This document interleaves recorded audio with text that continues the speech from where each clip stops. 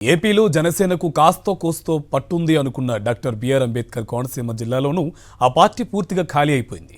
పవన్ కళ్యాణ్ చేసిన మోసాన్ని తట్టుకోలేక జనసేన ఇన్ఛార్జీలు ఒక్కొక్కరిగా పార్టీని వీడుతున్నారు. వైఎస్ఆర్సీపీలో చేరిపోతున్నారు. కోనసీమ జిల్లాలో మనుగడ కోల్పోతున్న జనసేన పార్టీ పరిస్థితి ఇది. డాక్టర్ బిఆర్ అంబేద్కర్ కోనసీమ జిల్లాలో జనసేన పార్టీ తుడుచుకు పెట్టుకుపోయింది. 5 ఏళ్ల పాటు పార్టీని నడిపించిన ఇన్ఛార్జీలు టికెట్లు కేటాయింపులో మొండి చేయి చూపారు పవన్ కళ్యాణ్. దీంతో తీవ్ర ఆవేదన చెందిన జనసేన ఇన్ఛార్జీలు పవన్ కళ్యాణ్ తీరును నిరసిస్తూ పార్టీకి గుడ్ బై చెప్పారు. దీంతో కోనసీమ జిల్లాలో జనసేన పరిస్థితి అగమ్య గోచరంగా తయారైంది. ఖచ్చితంగా టికెట్లు ఇస్తానని వారితో పని చేయించుకున్న పవన్ కళ్యాణ్ చివరకు దిగుమతి నాయకులను తీసుకొచ్చి బరిలో ఉంచారు.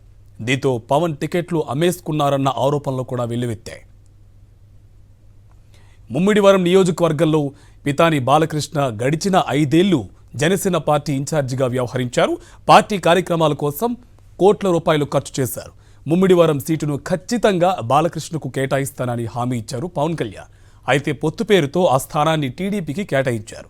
దీంతో ముమ్మిడివరం సీటు ఆశించిన పితాని బాలకృష్ణ తీవ్ర మనోవేదనకు గురయ్యారు.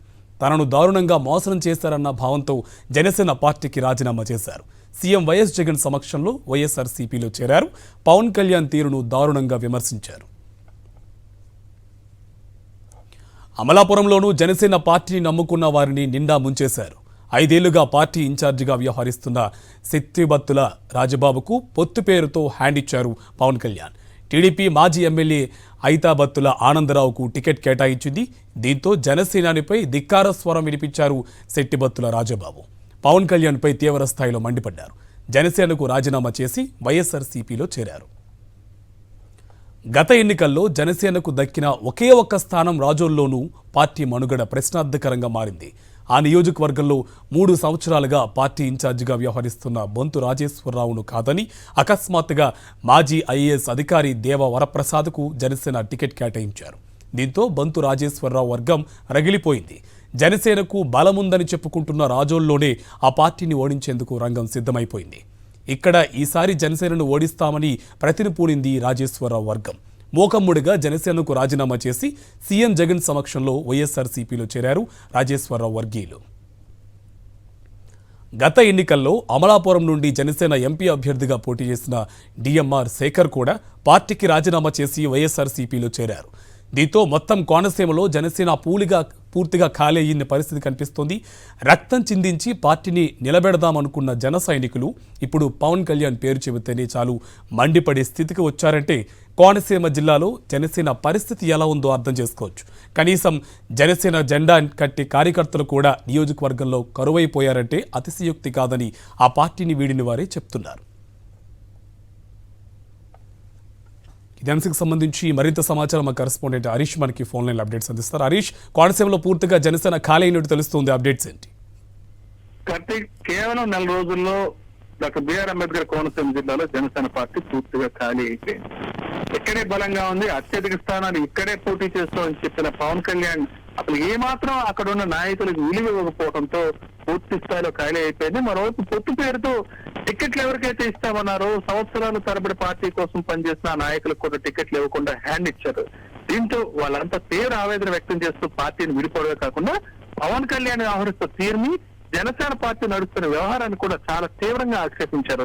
ఇందులో ప్రధానంగా చెప్పుకోవాల్సింది ముమ్మడివరం నుంచి పితాని బాలకృష్ణ 5 ఏళ్ల పాటు పార్టీ ఇన్ఛార్జిగా పనిచేశారు. చాలా వరకు ఖర్చు పెట్టారు. టికెట్ తనకే వస్తుంది అనుకున్నారు. ఆఖరి నిమిషంలో వేరే చోట నుంచి ఇమ్మన్నా సరే పొత్తు పేరు చెప్పి పవన్ కళ్యాణ్ హ్యాండ్ ఇచ్చారు. దాంతో తీవ్ర మనోవేదంతో పార్టీ ఇమీడియట్ గా రాజీనామా చేయడంతో పాటు వైఎస్ఆర్సీపీలో చేరిపోయారు. అదేవిధంగా బొంతు రాజేశ్వరరావు రాజోల్లో చూస్తే 3 సంవత్సరాలు జనసేన పార్టీ తరఫున అక్కడ జెండా కట్టేవాళ్ళు కూడా లేకపోతే అదే నియోజకవర్గంలో ఒక వర్గం బొంతు రాజేశ్వర వర్గం నిలబడింది. ఇన్నాళ్ళు ఎదురు చూస్తున్నా సరే ఓవర్ నైట్ వచ్చిన దేవ వరప్రసాద్ అనే మాజీ ఐఏఎస్ అధికారిని తీసుకొచ్చి ఓవర్ నైట్ అక్కడ క్యాండిడేట్ గా జనసేన నాయకుడు ప్రకటించారు. దీంతో తీవ్ర మనోవేదంతో ఆయన కూడా బొంతు రాజేశ్వర పార్టీకి రాజీనామా చేసి ఈ వైఎస్ జగన్మోహన్ రెడ్డి సమక్షంలో పార్టీలో చేరిపోయారు. వీళ్ళందరితో పాటు అమలాపురం రాష్ట్రంలోని కీలకమైన నియోజకవర్గం. ఇక్కడ కూడా శెట్టిబత్తుల రాజబాబు ఎప్పటి నుంచో జనసేన పార్టీ నాయకుడిగా కొనసాగుతున్నాడు. ఇంకా జనసేన పార్టీ తరఫున తానే ఎమ్మెల్యేగా పోటీ చేస్తానని డిసైడ్ అయిపోయారు కూడా. ఇక్కడ కూడా పరిస్థితి మారిపోయింది. అక్కడ పొత్తు పేరుతో టీడీపీకి టికెట్ ఇచ్చేయడం జరిగింది. దాంతో రాజకీయంగా అతను ఖాళీ అయిపోయి జనసేన పార్టీ అంటే తీవ్ర విరక్తి వ్యక్తం చేస్తూ ఆ పార్టీకి రాజీనామా చేసి వైఎస్ఆర్ పార్టీలో చేరిపోయారు.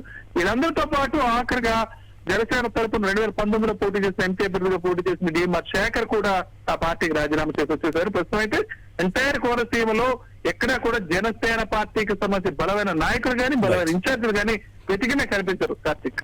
Right, thank you Harish.